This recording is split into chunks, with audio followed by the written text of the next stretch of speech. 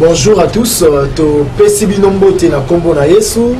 Merci na confiance aux okoba kopé sabiso na chaîne Nabino CNTV HD et na émission Nabino oyo to présenter la Rabino ba expérience ya basali ya Nzambe, émission oyo to bengi na kombo ya mon parcours, mon histoire. Et lelo par la grâce de Dieu to yambeli bino mosali ya Nzambe oyo yo beaucoup découvrir encore expérience na ye pour apporter un plus dans l'Italie, balonto mon abino, pa vie chrétienne nabino. Rôle ya émission oyo ezali pour la kosungabino, pour comprendre ba étape nini basali ya Nzambe ba traversaka pour la kozala édifier dans votre vie. L'homme de Dieu, bonjour. Bonjour. Bonne santé. Santé Zabalam. Et nous aimerions vous connaître. Téléspectateurs nabiso ba Hollande nabiso bako aimer que bayeba toza en face ya nani mosali ya Nzambe oyo invité na kati ya plateau nabiso pour que bazala au bain et au parfum ya connaissance. Merci l'homme de Dieu. Comme on a dit prophète saint loué les mona marié père de 3 enfants. Nous avons marié madame Oskas Mona, mon épouse que je salue en passant, que j'aime beaucoup. Voilà un peu jusque-là. Merci beaucoup. L'année présentation à Mosali Nzambe. La émission a ensemble avec le pasteur, le prophète Père Mona. Yenem Taza invité spécial na biso Yamokolo Yalelo Otoye pour nous découvrir parcours na ye oeza enseignement aussi pour la kosunga biso toyeba ko tambusa ba bomo na biso pour ministère na biso malamu pour la gloire de Dieu. L'homme de Dieu, et aujourd'hui tout le monde sait que vous êtes un ministre de Dieu. Bosala Mosala Nzambe. Nous aimerions un peu savoir le parcours de votre vie. Uti wapi obali wapi pour lelo to mona Mosala Nzambe monene oazo kamba et tonga monene na kati ya ville ya Kinshasa. Merci beaucoup l'homme de Dieu. Je crois que to bimika rabo na poisate. Nous avions quand même passé aussi une vie avant que tout Jésus Christ na bomo na biso. Na unauti na Kasavubu na pole dikuna sika oyo tozali komona baene bazali kotravailler koévoluer ndakisa barévérend Nyamuke barévérend pasteur Louis Mbongi, révérend Dieudonné Komba, et puis c'est lui qui est mon père spirituel et apôtre orchestre sorcier Zazoka. Mais tant que mon bango pour évoluer, tant qu'on a biso tozana na makamna biso tozala ba judo, football ndenge batu nyonso ba jeune nyonso ba salaka. Mais ce qui était un peu exceptionnel, pendant que bazo meka ko initier biso na makamna Nzambe, ata tozali ko refuser mais pour ça wana na kata motema ezala ntango ngeye kokoka. Et c'est alors que il y a qui pour recevoir Jésus-Christ na bomo na biso lokola mokonzi pe mobiki ici. Et na yebaki ko yamba Yesu Kristo en 1997 kaka na nzela ya apôtre orchestre sorcier Zazoka, mais ezalaki na nzela ya donc moi ba souffrance moko tozalaki na ngoma kambo belé ezalaki na kati bota. Alors tant que ba jeune o ezaki to yebaki penza Nzambe penza te, mais on s'est dit que non c'est pas monsieur ko ki penza te ceux za ba tout oiseaux simba ba kisi bazo évoluer mais biso ko boni chemin wana te vaut mieux to que na chemin o ezali ya Nzambe. C'est alors que to yaki mais tant to ye or pas Nzambe ba ya rejoindre ya kotoka kaka ndenge wana te, il faut commencer quelque part. C'est pourquoi c'est alors que nous avons prêché le Seigneur et ça qui était tout yeba pour recevoir Christ consciemment, non pas seulement parce que Christ a bambolaka, Christ a tombolaka, pesaka bozu, non. Nous avions pu accepter le Seigneur Jésus-Christ comme notre Seigneur et Sauveur et puis nde makamunyo sur les bandaki wana. Et Soukaki Wanate, j'ai été baptisé 2 ans après. Le monde a un peu compliqué, mais j'ai été baptisé 2 ans après, donc en 1999. Et pour accepter pour jouer à baptême, après différents enseignements, celui qui a reçu le Seigneur Jésus-Christ, il doit passer aux eaux du baptême. Les salariés qui ont joué à baptême, et après avoir joué à baptême, on a commencé à évoluer dans Liboso et Zalaki na Boumou, na Avenue Mayulu numéro 47, si je ne me trompe pas, tout na Matapol. Dès que tu as dit que c'est vrai, on était là comme des exhortateurs, modérateurs, ainsi de suite. Et par après, l'appel de Dieu, je crois, ça se référera plus à l'histoire. Il y a Paul Nabarnaba. Le Seigneur avait vraiment insisté, il a parlé que Bachabiso a pas, surtout pour la mission. Et c'est par là que qui peut effectuer notre première mission avec un frère. Un frère, c'est vraiment mon frère, mon cousin. Et Joaquin Limissa, il a pour se déplacer pour aller évangéliser dans le bas Congo à l'époque, au Congo central maintenant. Et ça là qui était tout déplacé. Je me rappelle les Alaki dans mois de septembre 1999. Et on s'est déplacé pour aller là-bas. Alors on a le que à partir de Wana comme étant simple frère, on a été envoyé par le Saint-Esprit, on a eu vraiment de l'expérience là-bas. On a commencé à évangéliser, précisément les Alaki dans le territoire à Sokololo, ici à la frontière il y a Loufou, les alliés actuellement. Mais tous Alaki non loin il y a la frontière, il y a Loufou, Mokamoro, Babengi, Louvouvamu.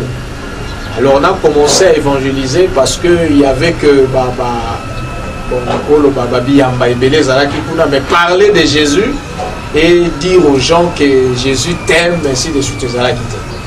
On a commencé à évangéliser, en tout cas Dieu a fait de grandes choses. C'est alors qu'on a commencé à expérimenter la main de Dieu. C'était pour la première fois que nous avons une guérison spontanée, que nous avons la Bikisaka, nous avons une maladie qui résiste à Jésus Christ. Et après expérience, quand on est rentré pour faire les rapports, nous avons dit que dans le parcours, il faut aussi faire les rapports, il faut aussi partager des expériences. Dans toujours pour ça, le rapport, le Seigneur continue toujours à nous convaincre qu'il y a Zonga.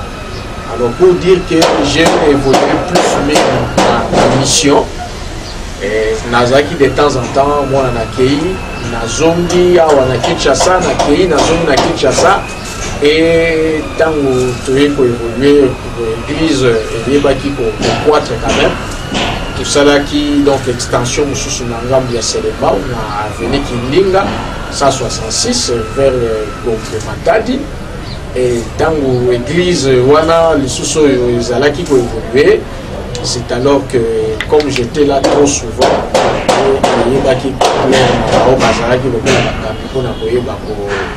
pour confirmer le prophétique là, je me rappelle 2002, et c'est alors qu'on a commencé à évoluer aussi. Et pourquoi pas avec d'autres hommes de Dieu, on a fait des connaissances et puis expérience que je dois nous partager, mais tout en continuant toujours dans le cadre il y a mission, parce que ça c'est vraiment la passion qu'on a d'aller dans les fins fonds pour aller évangéliser le nom du Seigneur Jésus-Christ. Voilà un peu jusqu'à là. Merci beaucoup. Vous êtes en train de suivre notre émission Mon parcours, mon histoire. Et aujourd'hui, Toyambela Kibino Mosali Nzambe, le pasteur Pemona, Yé Azako, édifié Bisso à travers parcours de la parcours Mosala Nzambe. Je suis tellement convaincu que Oza édifié Bissi Kozali. Je suis tellement convaincu qu'on retirait quelque chose de bon à Katia parcours et ministère Naï. Tu rappelez bino que vous avez sur la émission Mon Parcours, Mon Histoire et tu invitez bino à s'abonner massivement. N'oubliez pas de laisser vos commentaires dans la vidéo. Ce qui m'a édifié, vous en commentaire. Et si vous avez des sujets de prière, n'hésitez pas de le mettre. Alors l'homme de Dieu ne manquera pas. Yako Sambela Ponabino Pe Kolobalanzambe Emo Ponzamba Salabino Bolamu. Mon parcours, mon histoire. Et ça émission na bino objectif est ça de présenter bino les hommes de Dieu na facette na bango nyonso, c'est-à-dire ba étape nyonso o bango ba lekisa na kati ya parcours à vie na bango.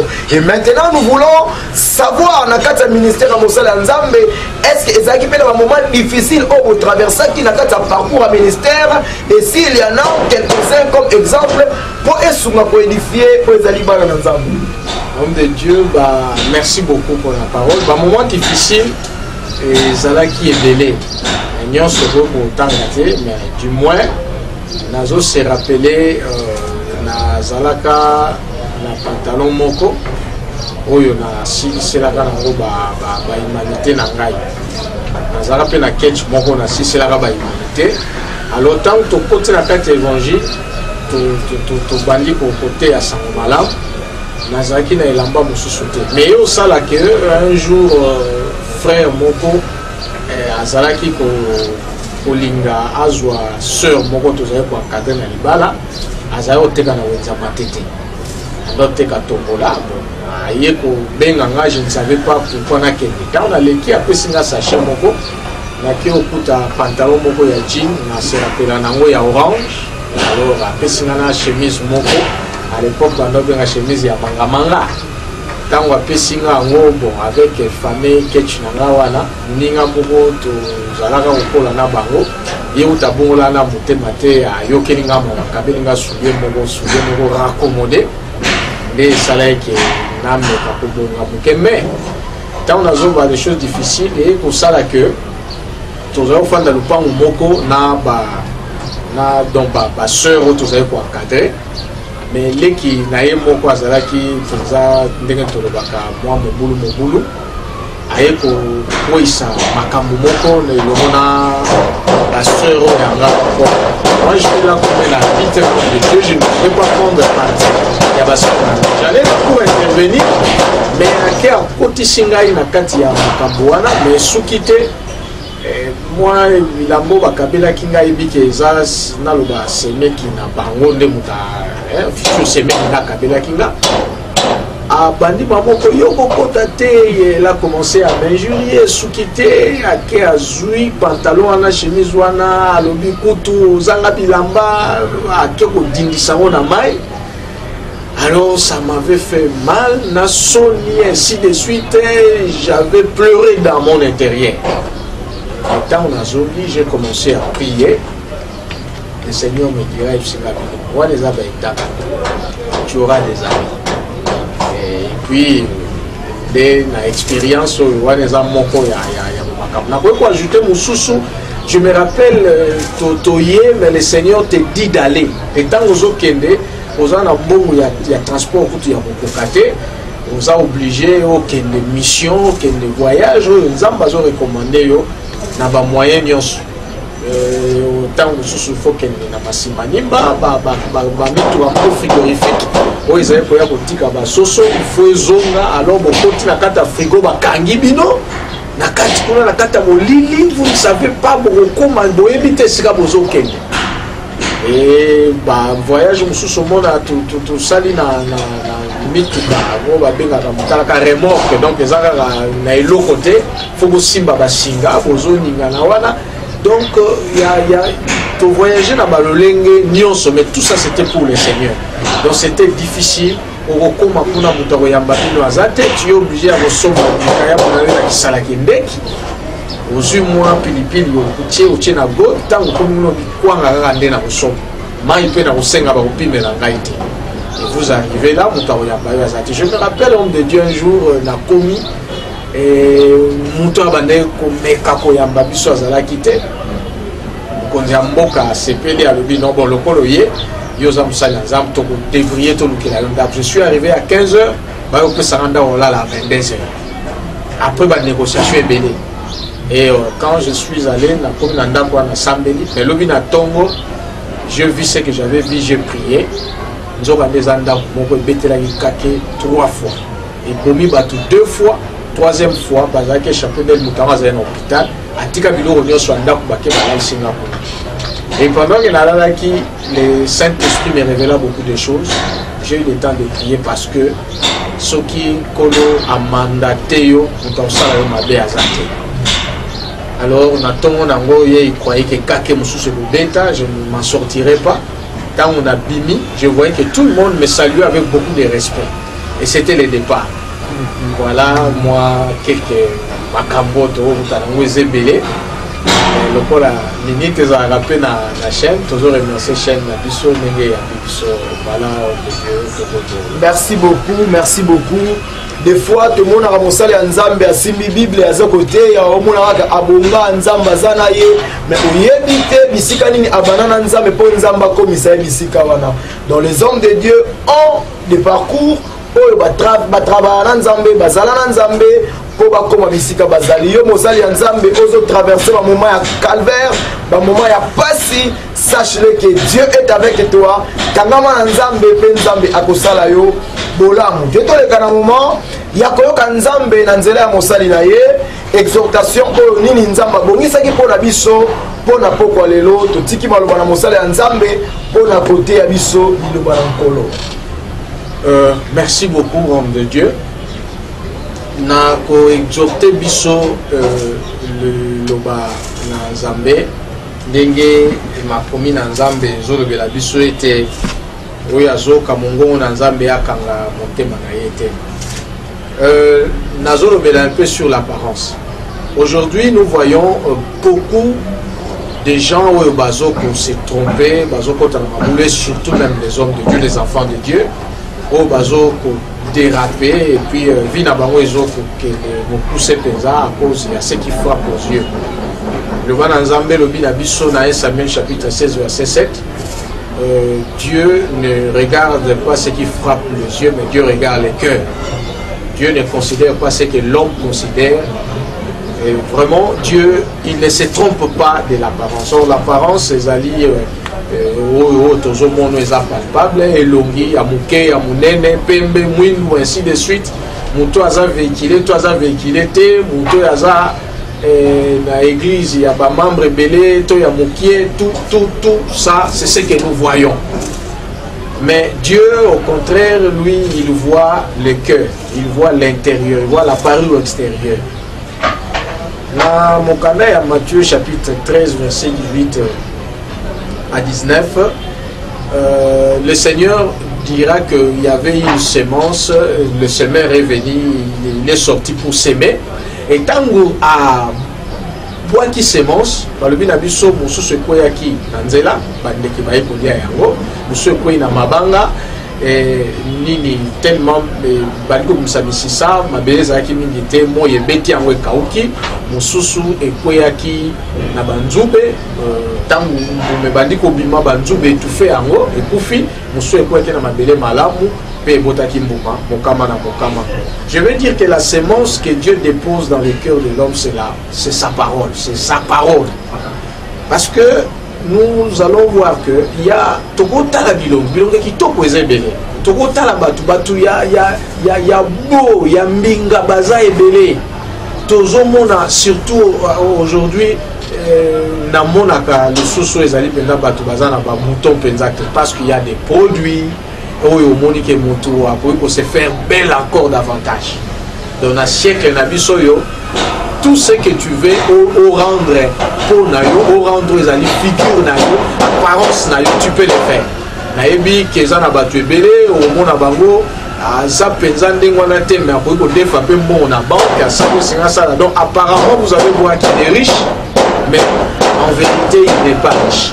Donc je dis que l'apparence donc trompe beaucoup de gens aujourd'hui, mais l'apparence ne peut pas tromper Dieu. Je dis que la sémence que Dieu dépose dans le cœur de l'homme, c'est sa parole. Nankati na motema ya moto, ils en a makambo et cause à la contraire na elogio ya zo présenté. même la quatre églises, parce que nous sommes dans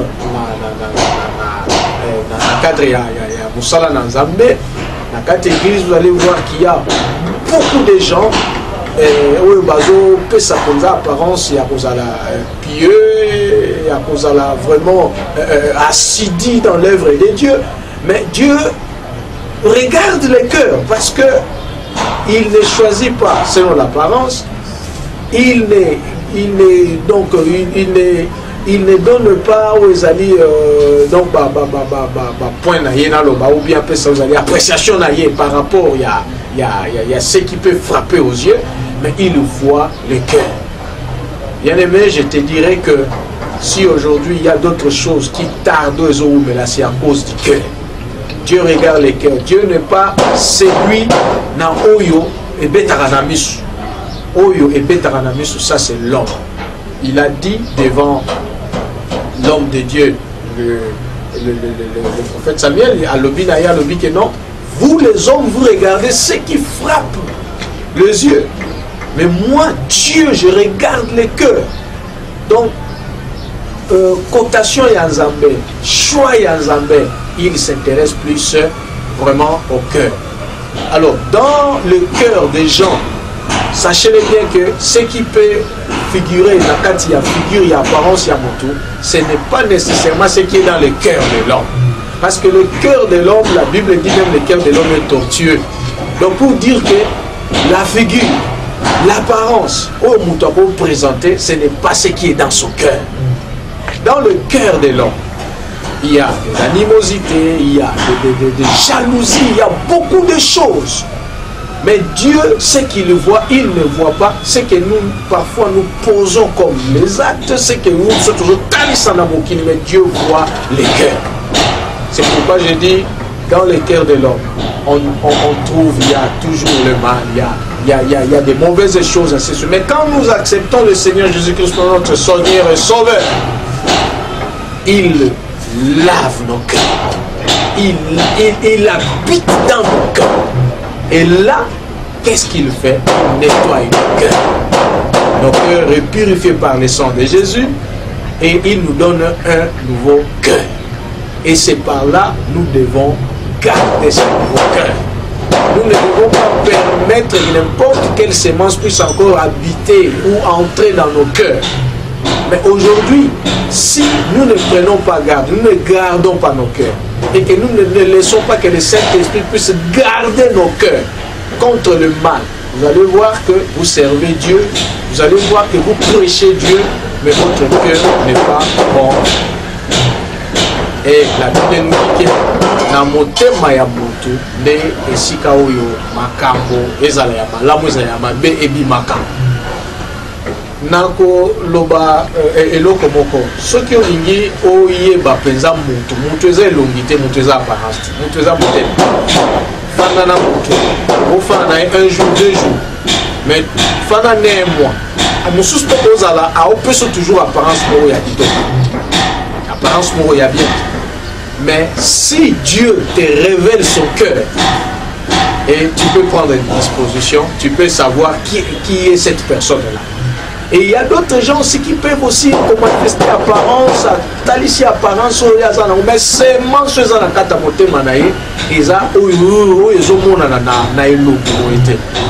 nous devons vraiment faire très très attention. Et Dieu, la sémence qu'il dépose dans nos cœurs, dans le cœur de ses enfants, c'est sa parole. Alors pour que nos cœurs aient continué toujours comme Bimisao et Zali, vraiment, makambo ya malamu, biloko ya malamu, et pour ça que bato azomona na misu na bango pe bazoko apprécier, et kozala malamu que toyeba ko garder la sémence et oyo nzambe atiaka na kata mitema sur sa parole, parce que la sémence que Dieu dépose dans nos cœurs, sa parole et baka kokombola et yaka ko guérir et yaka ko détruire sémence ya mabeo satana ya kotia na mitema ya bana na nzambe. Nazolo boko comme on le dit que oui, nous avons un cœur nouveau, mais un cœur nouveau que nous devons garder rien que pour le Seigneur, et garder ça, laisser la place que Dieu puisse continuer toujours à s'aimer dans nos cœurs sa parole oyo et koyeba kosala ke to ba kosala ba œuvre ya malamu et kosala malamu mingi que to tika mitema na biso ke nzambe akope ko s'aimer. Et vous allez voir que na katina mitema ya bana na nzambe ceux qui bana na nzambe comprendre que la parole de Dieu c'est la semence que Dieu dépose dans nos cœurs pour que esunga pour que eyeba vraiment qu'on faire épanouir moi na nzambe. Et vous allez compliquer parce que Jésus a opé sa interprétation il y a parabole il y a pesaki alobi semence o ekoyi na manzela ezali lokola mwana na nzambe ayoki liloba nzambe etango ayoki liloba nzambe a comprendre yango te monguna ye abotoli. Alors pour dire que il y a beaucoup d'enfants de Dieu qui veulent être seulement chrétiens, Christ y a apparence, Christ y a membo, y a elongi, Christ y a bilamba, tokolata mon Christ azali mwini, tokolata pembe pembe, tokolata façon dont tokolata. Mais cela ne signifie pas que image autozope c'est pas na bateau, ne yangweza motema na biso. Dieu regarde le cœur, il ne regarde pas ce qui frappe les yeux. Alors Église, peuple de Dieu, vraiment faites attention avec ton cœur. Ne laisse pas ton cœur que semence yamabe et kota et fanda et kola. Mais c'est l'éliko tika motema que semence oyo nzamba dépose kana kati ya tema ya bana na ye yango et mosala que ata apparemment aucun monde on a comme si tu n'as rien. Apparemment au moment on a comme dengue naïba kaizana bato mingi oyo balukaka ko dénigrer wezali libota na nzambe o dénigrer banana nzambe au mona lobité nyoza na nini ozo laksanga nini ainsi de suite. Tu as le Seigneur juste dans ton cœur et dans ton cœur c'est là où il y a ton trésor. Dans ton cœur, c'est là où il y a presque tout. Si tu veux réussir, tu dois commencer à réussir dans ton cœur. Donc ne laisse pas que ton cœur, moutou, aya kotia n'importe quoi dans ton cœur, moutou aya ko semer n'importe quoi dans ton cœur. Dans le bas même moi dans Zambé, ce qui est monique, les gens moutou mo va jouer déranger de temps en temps mon thème manayo. En tout cas, prends un peu de distance. Et je t'invite, peuple de Dieu. Laisse ton cœur ouvert que la parole de Dieu et sa sémence nous va déposer à la carte de thème pour faire exploser et vraiment même aux alliés dans dimension sur la maladie. Et je mets vraiment en garde ceux qui continuent toujours. Il y a peu sa apparence, il y a et nous devons vraiment préparer nos cœurs pour que apparence autotalisa et à la réellement ce qui est dans nos cœurs. Mais si tu repères apparence que nous sommes les serviteurs de Dieu, les hommes de Dieu, les chantres, ainsi de suite, on peut avoir une belle voix, ainsi de suite. Mais si dans le cœur il y a de mauvaises choses, de mauvaises pensées, ainsi de suite, Dieu n'est pas content de ça. Il veut que nous puissions vraiment arranger nos cœurs parce que Dieu regarde le cœur. Nalingi Tozala, homme selon le cœur de Dieu. Homme au bazar mauvais cœur mais au bazar bon cœur où il peut refléter image même extérieure et non image extérieure ça même au thème des années Congo nous avons besoin de gens il y a bon cœur. Dans l'église nous avons besoin de gens il y a bon cœur. Dans le quartier dans le jusqu'à ton fan to foot la caisse de Sikani nous avons besoin de gens de bon cœur. Alors pour que nous puissions avoir un bon cœur, nous devons recevoir le Seigneur Jésus-Christ comme notre Seigneur et Sauveur parce qu'il dépose la sémence où il a sa parole, où il pourrit sa camoté mayamoto. Que Dieu bénisse sa parole. Amen, amen, amen. Nzamba Pambola Mosala Nzambe, un message qui toko a pessibiso sur l'apparence. Mingi ya bato, bayaka na apparence ya kozala malamu, mais na kati na bango, baza malamu te. Mosali ya Nzambe ozolanda biso, mwana na Nzambe ozolanda biso, mosala nzambe abeti sete koloba okoki kobombama moto mais okobombama nzambe te. Marc chapitre 4 verset 22 et appuye yango eloko moko te ebombama ekotikala kobombama nyonso ekobima. Ntango ozovivre na vie ya apparence ozokose trompe yo moko otrompe nzambe te. Nzambe ayebi, nzambe azomona. Tika nzambe apambola yo yo oyo olandi exhortation oyo.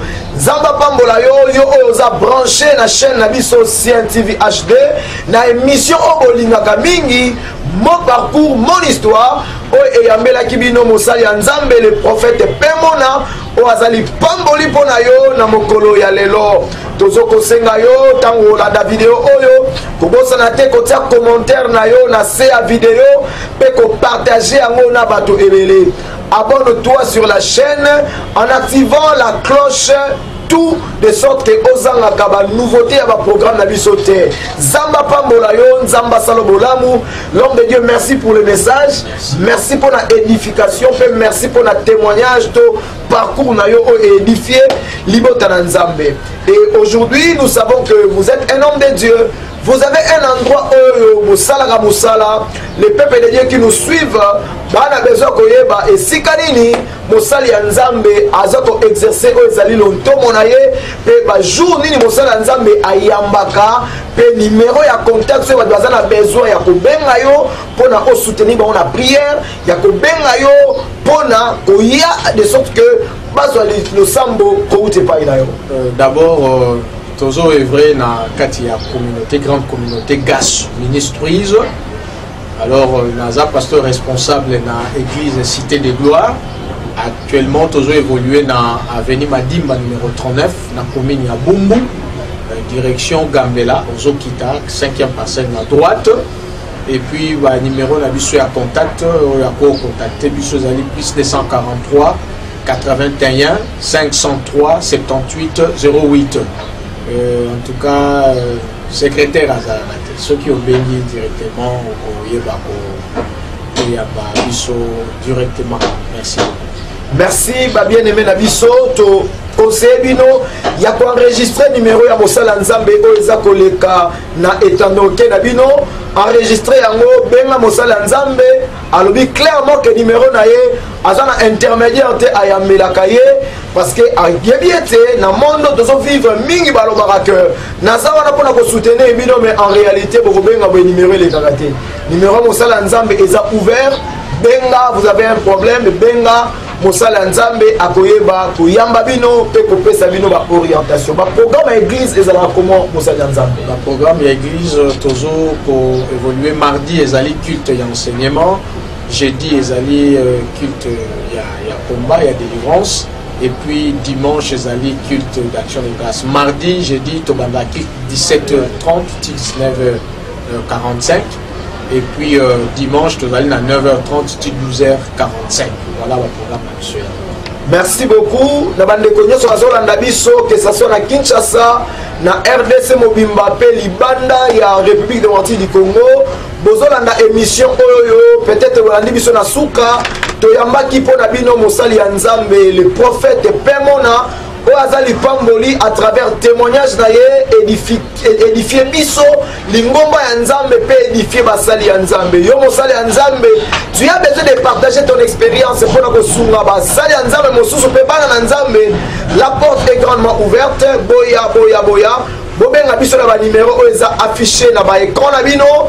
Toko yamba bino pe toko yeba kobenga bino po ya kosala mosala ya Nzambe na kati ya TV na bino pona kosunga libota na Nzambe bazala édifier à travers vos, comment dirais-je, votre témoignage. L'homme de Dieu, la dernière question au dozali nango ya poser et ala bande komingi bazali banda RDC bazala kati ya RDC oyo bayebi non seulement que mosala Nzambe azawana pona kosunga biso na losambo mais na kati na bango bana besoin de exercer ministère ya Joseph d'Arimathée na ministère na bino, c'est-à-dire ba disciple de Jésus en cachette. C'est-à-dire ba mona mosala ozo sala non seulement ba mona nkembo kati dango mais ils savent que ba ozape na besoin ya soutien pour que ministère na bino ekene malamu.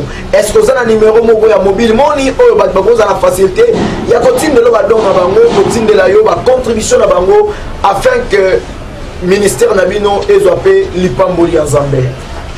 toutefois numéro na pesi ezali na ba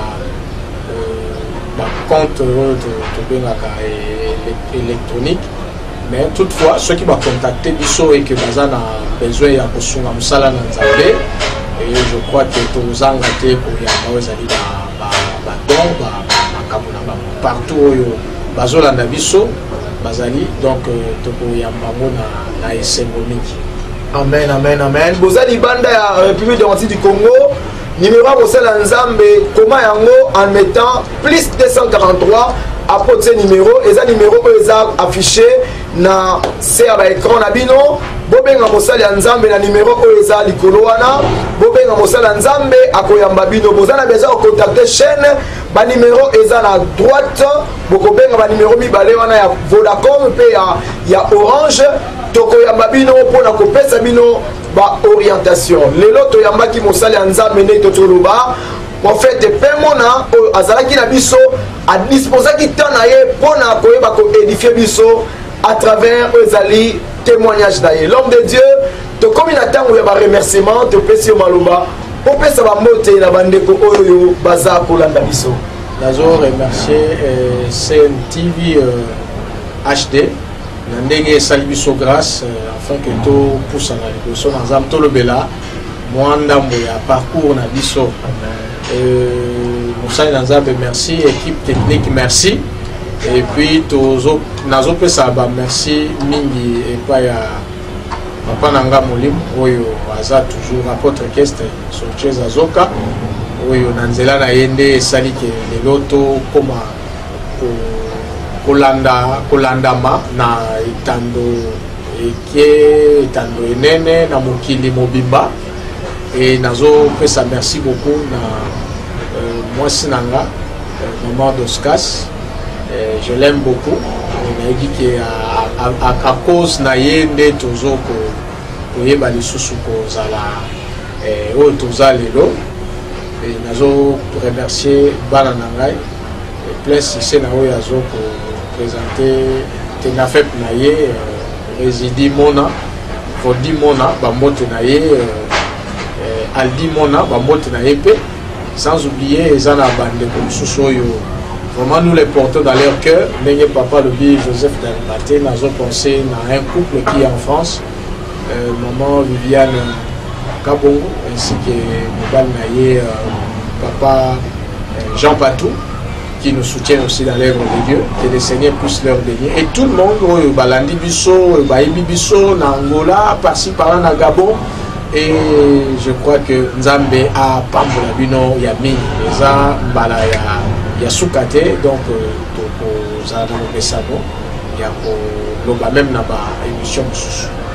Vraiment, Nzambe a Pambola Bino, na Pesimbote, na Bana Nyonso, ya Cité de Gloire, Boya Mambote na Bisso, euti na émission na bino nzamba pambola bino bino ozatango nyoso na se ya makolo ya mosala nzambe le prophète Pemona, botika toujours fidèle na chaîne na bino, bo s'abonner massivement, bo partager lien ya vidéo oyo pona ko édifier bato ebele tika nzamba lola apambola bino lokola toza na émission à caractère chrétien to ko clôturer émission na biso te sans que to sambela yama to bondeli bino bo gumba mitu bisika bozali bokolanda losambo ya mosali ya nzambe le prophète Pain oyo akopambola bino bongo tokosukisa émission na biso.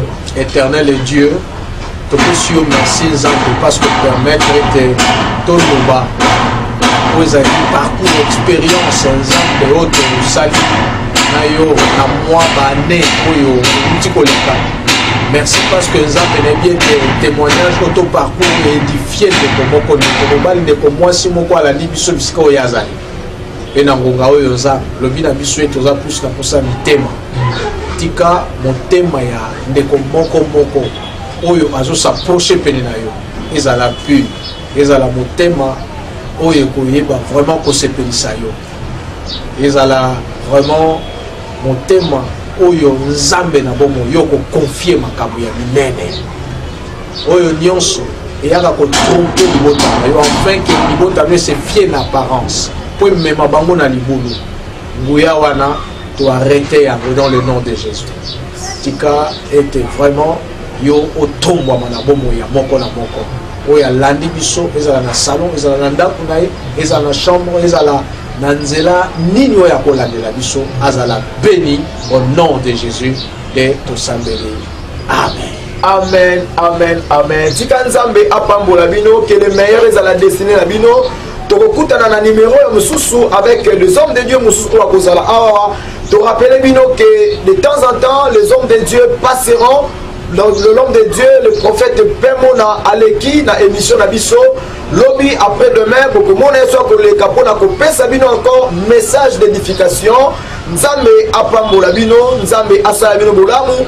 Que mon peuple puissance Nzambe ezala na bino. Te souhaiter bino ba meilleure chose. Te souhaiter bino mokolo malamu pe bo vivre na kimia et le monde Nzambe na kombo na Yesu Masia. Amen. Otika la malamu.